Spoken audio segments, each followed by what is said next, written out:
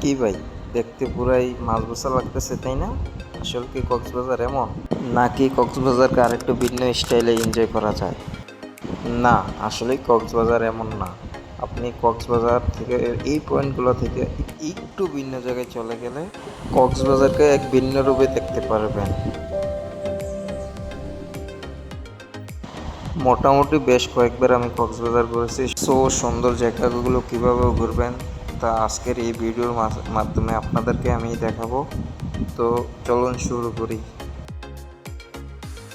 আপনি যদি এর আগে কখনো কক্সবাজার না আসে থাকেন তাহলে সবার প্রথমে গাড়ি থেকে নেমে সোজা বিচে চলে আসবেন। বিচে এসে সমুদ্র দেখা, সমুদ্রে পাও ভিজানো, এটার যে কত একটা ফিল তা একমাত্র তারাই বুঝতে পারবে যারা প্রথমবার কক্সবাজার এসেছে। এবং সারাদিনের জন্য আপনারা একটা গাড়ি বুক করতে পারেন। সারাদিনের জন্য একটা স্কুটি নিলে নেবে 800 থেকে 1000 টাকা, বাইক নিলে 15 থেকে 1600 টাকা, আর একটা জিপ গাড়ি নিলে পড়বো আপনার 6 থেকে 7000 টাকা। জিপ গাড়ি রিজার্ভ করে আমরা সর্বপ্রথম চলে আসি সাউসা বিচ, বা স্থানীয়রা বলে এটাকে লাল কাঁকড়ার বিচ। এখানে আপনি চা বাগানের সাথে সমুদ্রটাকে বেশ ভালোভাবে এক্সপ্লোর করতে পারবেন। এখানে বেশ মানুষ আওয়া যাওয়া করে না, তবে আপনি এখান থেকে প্যারাসেলিং করতে পারবেন। তবে আমি মনে করবো এটাকে স্কিপ করা খুব ভালো, কারণ এটা অনেক রিস্ক। অ্যান্ড এখান থেকে চলে আসবেন মিনি বান্দরবন। এখানে কিছুটা ফিল পাবেন বান্দরবনের, তবে বেশি না। এখানে যে পাহাড় আছে এখান থেকে আপনি সাগর, নদী অ্যান্ড পাহাড় দেখতে পারবেন। এবং এখান থেকে চলে আসতে পারেন ইনানি জেটিঘাট। ইনানি বিচ নয়, ইনানি জেটিঘাট। আপনারা চাইলে এখানে উঠতে পারবেন, তবে এখানে উঠতে গেলে 2 ঘন্টার জন্য 200 টাকা পে করতে হবে, যার কারণে আমি এটাকে খুব একটা সাজেস্ট করলাম না।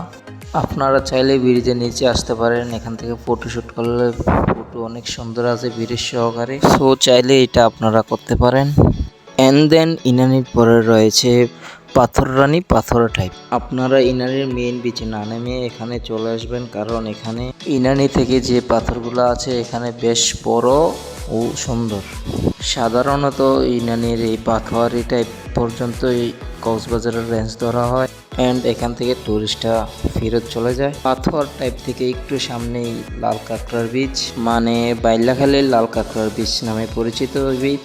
এটা অনেকেরই না জানা একটা বীচ, চিন্তার কোনো বিষয় নেই। আপনি যেই গাড়িতে আসবেন ওই গাড়ির ড্রাইভারকে বললেই আপনাকে নামিয়ে দেবে, অ্যান্ড এখান থেকে লম্বা সফর দিবেন মেরিন ড্রাইভের রোডের উদ্দেশ্যে।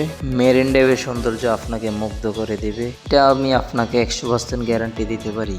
এক পাশে পাহাড়, আরেক পাশে সমুদ্র, সৌন্দর্যটাই অন্যরকম ভাই। প্রায় 30 থেকে 40 মিনিট আসার পর আপনাদের সামনে পড়বে জাহাজপুরা নামে এই সাম্বাম বিচ। আপনারা দেখবেন এই সাম্বামগুলোকে কি সুন্দর করে সারিভাবে সাজিয়ে রাখছে। আপনারা এখানে নামবেন, ছবি তুলবেন, ভিডিও করবেন, যা ইচ্ছা তাই করতে পারবেন, সুন্দরভাবে এনজয় করবেন। এবং গাড়ি ধরে আবার রওনা দিবেন হলিউড পাহাড়ের দিকে।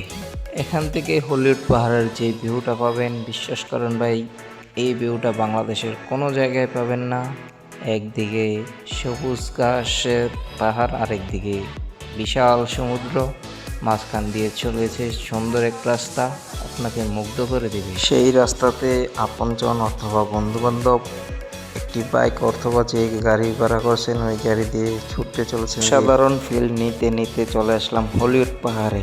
বিশ্বাস করেন বান্দরবন থেকে এই যে পাহাড়গুলোতে বেশ ফিল পাবেন। ওয়েট, কোনো উত্তেজনার কারণ নাই, কারণ ভাই এই পাহাড়ের সামনে যত আসবেন ততই আপনাকে মুগ্ধ করবে, আর যত কাছে আসবেন ততই আপনি পাহাড়ের সৌন্দর্য উপভোগ করতে পারবেন।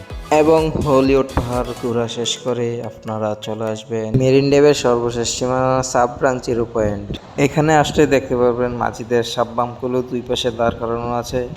এগুলো দেখতে দেখতে এত সুন্দর লাগে তা আপনারা এই ভিডিওর মাঝখানেই দেখুন। আর এই দৃশ্যটি শুধু একমাত্র দেখতে পারবেন টেকনাফ আসলে। আমরা পৌঁছে যাই সাবরাং জিরো পয়েন্টে। এটি মেরিন ড্রাইভের শেষ সীমানা। সাবরাং জিরো পয়েন্ট থেকে শেষ করে রওনা দিবেন শাহপুরী দ্বীপের উদ্দেশ্যে। শাহপুরী দ্বীপের উদ্দেশ্যে রওনা দেওয়ার পথে দেখবেন সুন্দর একটি রাস্তা, যার চারপাশে লবণ চাষ হয়। লবণ চাষ বাংলাদেশের একমাত্র উৎপাদক লবণ হচ্ছে এই শাহপুরী দ্বীপের রাস্তা। এখানে আসলে সব কিছু দেখতে পারবেন। আর এই ব্রিজে উঠতে গেলে আপনার লাগবে 20 টাকা জনপ্রতি। এখান থেকে ওই যে মায়ানমার, ওই যে দেখতে পাচ্ছেন পাহাড়গুলো, ওই রয়েছে মায়ানমারের পাহাড়। এখানে আসলে মায়ানমারের শাহপুরী দ্বীপ আস্তে আস্তে আপনাদের সন্ধ্যা হয়ে যাবে। শাহপুরী দ্বীপে আসে কিছুক্ষণ অপেক্ষা করে দেখবেন এখানে গোল্ডেন সানসেট অনেক সুন্দর।